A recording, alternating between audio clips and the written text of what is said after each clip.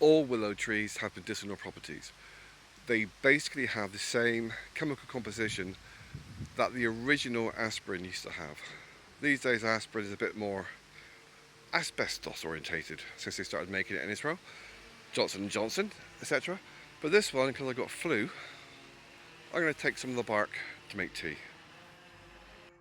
So, with my huge machete,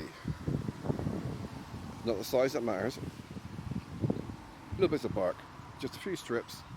If you take it off in sections like that, it won't damage your tree, it'll just grow over it. If you do a complete circuit, it'll kill the branch off. If you do it too close to the tree, infection can get in. Just a few little bits here and there. Willow, you take a branch off, stick it in the ground. If you're shoving your wood into a bit of moist ground, it'll grow into a new one. So that's not going to be for a cup of tea.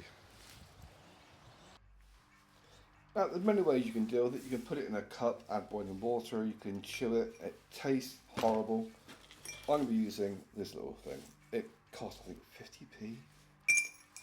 And you're just making a cup of tea. It will taste horrible. Boiling water, give it about 5 minutes. And that will basically infuse the drink. What you can do is you can chop it up, boil it, put it through a still, and have that as a kind of a concentrate medicine. It's nature's way of making you not drink too much. You can't overdose on it because it tastes too horrible. It tastes nasty. It's that simple. But it's got the same medicinal properties as aspirin used to have before it got all messed about.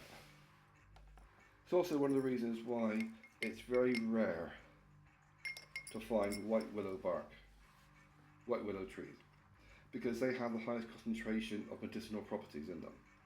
Whereas you can still get the common willow and things of that nature. Give a good example of normal willow.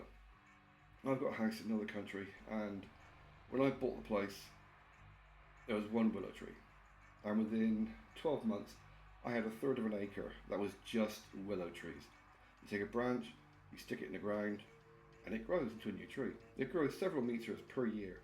It got to the point after 10 years I was able to grow a solid wall around the house of willow trees. Just a solid willow wood wall. It kept the damp out, it kept the wind off, and you could actually frame it around your windows so you still get sunlight. And it's strong enough that I actually had plants growing in it. Strawberry plants. But yeah, that is basically the willow bark. And that's going to be in there for a few minutes. I can already smell it now. Yeah, you can actually start to smell within about a minute of boiling water going onto it. If you chop it up smaller, it works faster. It does taste nasty.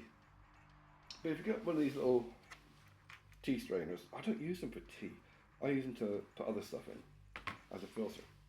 So if you go and get some brambles, nettles, that sort of stuff, put it in your little thing, add on boiling water, and that gives you a vitamin C drink. But with me having flu, cold, whatever the hell it is, I'm hacking up slime. So yeah, I need this, because paracetamol, it doesn't touch the sides. Whereas this, 1 cup should knock it out of my system. I actually left it to go cold, basically. I mean, it's not too bad, it's off colour.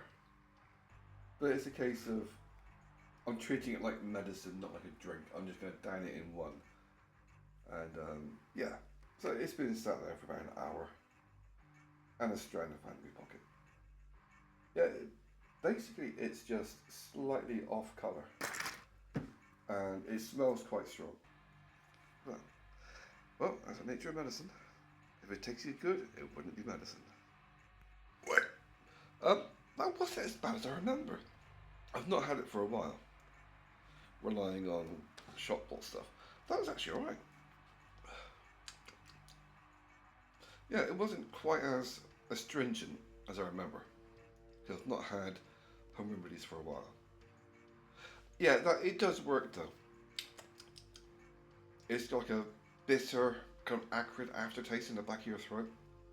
I would advise having something like squash or something afterwards just to cleanse your palate.